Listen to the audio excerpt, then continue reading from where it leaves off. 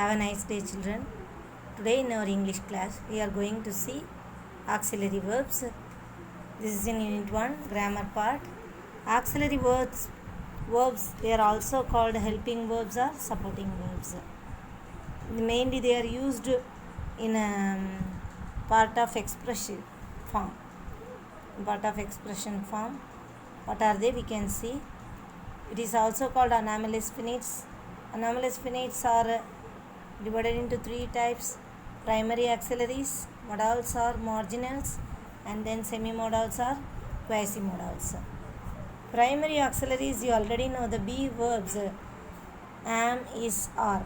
These three come under present form category. Then was, were, is belongs to past form.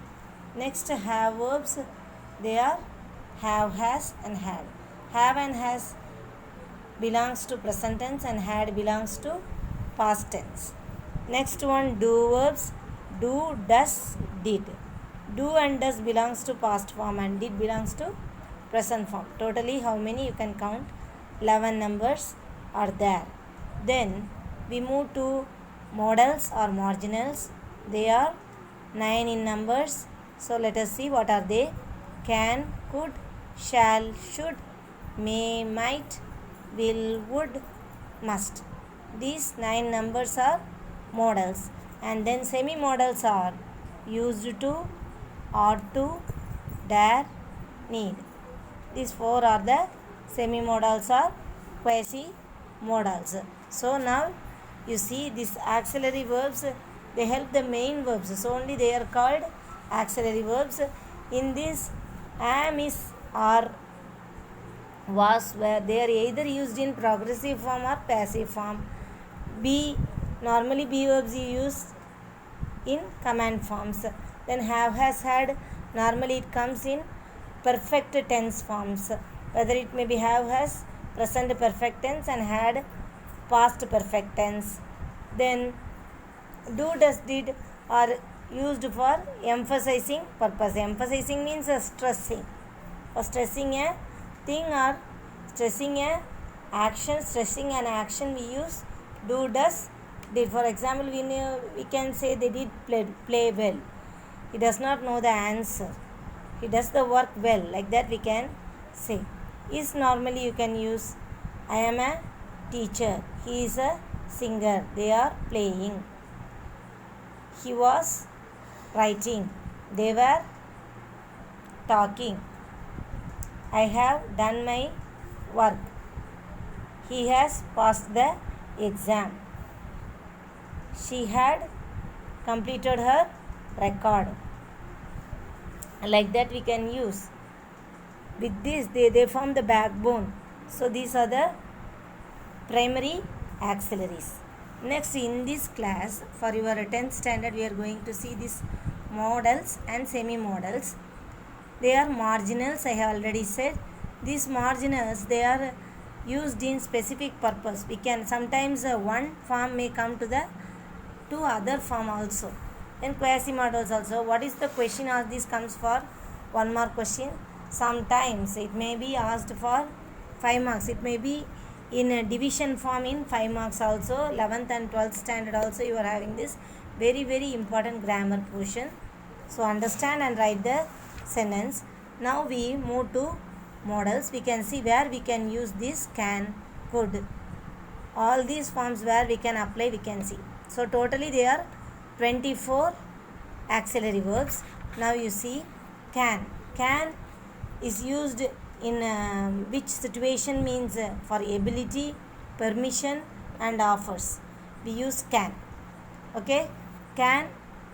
Yes or no question also we can use. Yes or no. Interrogative sentences starts with can also. Can, could, like that. Present form. For example, first we see ability. Example, he can do it. So for ability, expressing ability, we can use can. And then another one example, for permission, can I come with you? Can I come with you? Next, for offer, can I help you? For this we are using can. Next one, could. Could is in past form. It is used to express possibility. Example, the story could be true.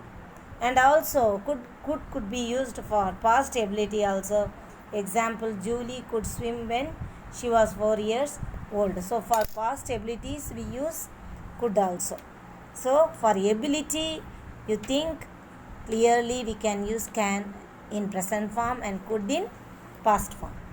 Then for permission also we can use could. Example, could I use your phone please? So what are the places we are using? Keep it in mind and fill in the blanks correctly. Now we move to may. May means possibility. Possibility, you know, it may rain. Sometimes it may happen. There is a possible event. For expressing that purpose we can use may. Present form you use may and past form you use might. Example, for permission also you can use may. May I get in? So for permission and possibility we use may in past form. Next, possibility and suggestion we use might in may in present form, might in past form. Example, we might win a prize. Suggestion, you might learn C++. For suggestion also you might use might. Then shall, should. Shall for present form and should for past form. Should. Next, shall, you see what are the places we can use shall or suggestion for suggesting anything. Shall we go for a walk? To express futurity also we can use shall. I shall meet my friend tomorrow. Futurity means, you know, what happens we don't know. It may happen. I shall meet my friend tomorrow. Future purpose tomorrow. So we are using here shall in present form. Should means obligation. You should follow the rules of the road. There is a necessity. This is a moral obligation, so that you have to follow the rules of the road. For that we use should. In past form we use should. Next, necessity also you can use. You should not write on the wall, like that you can say. Next, must. Now we move to must. Must is used for must and should. We can replace must and should in same blank. For example, Eve teachers must be severely punished, or Eve teachers should be severely punished. Both carries the same mark only. Must and should may be given for, may be written for both duty and obligation. It is not a wrong answer. They will put a correct and give 1 mark. Now you see must, duty. You must be punctual. You must be punctual. Duty. For duty, stressing duty, we use must. Next, it must be a planned robbery. So detection or kandupidithal. So for that we use must be a planned robbery. So here we are using must. So now are you clear with what I am saying? Now we are moving to will. Will, shall, both are used for futurity purpose. That you know, future tense form carries these main modals as their verbal answer. For their verbal answer they carry will and shall. So futurity we can use shall and will also. For example, here you see he will pass the exam. Next, promise. Example, I will help you. Promise. Promising purpose also we use will. Next, request. Will you lend me your pencil? For request also we are using will. So can also can be used for request. Permission, may, will, request also. So you have seen more than one expression we can use the same modals also. Now we move to would. Would means request. Request means would you mind their work. So for requesting purpose also will be in present form we use will. In present form we use will, and in past form we use would. Requesting, would you mind their work. Habitual action also we use. Habitual action means the past habits we can say. They would swim in the river in the village. So this is the past action. So for that we are using would. They would swim in the river in the village. For past habit also we are using would. Next. So now once again I am giving a glance. So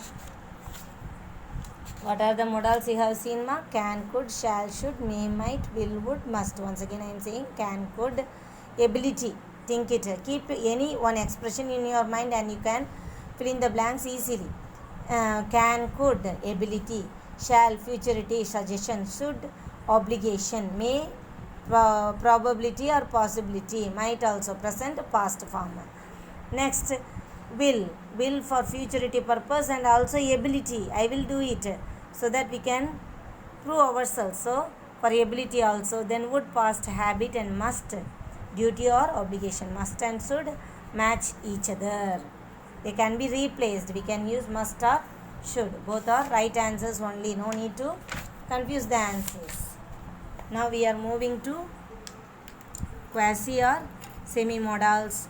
So what are they, ma? Now you see ought to. Ought to means a duty or moral obligation. How we are using must and should for this, for expressing this condition.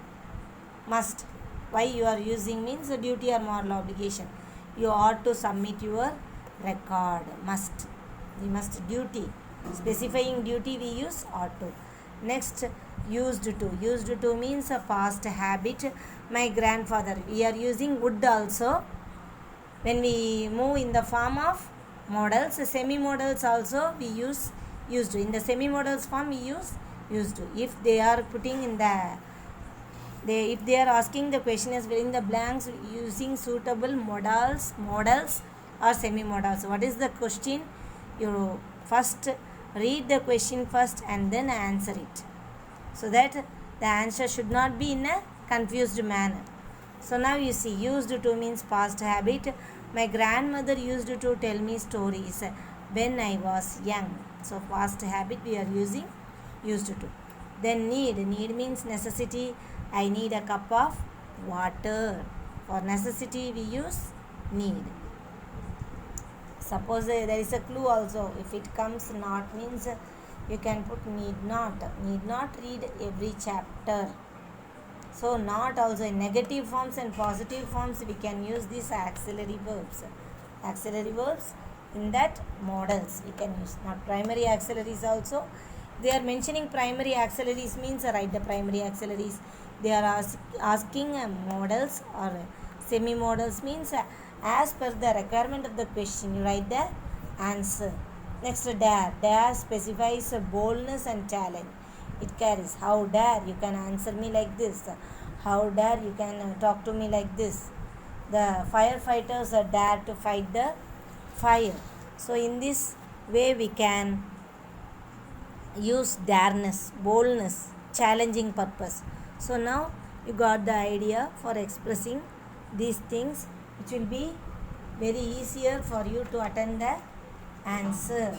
So these auxiliary verbs are also called as anomalous finites. So they are the principal verbs we can use in a sentence. So whatever the situation may be, read the question correctly and then answer the question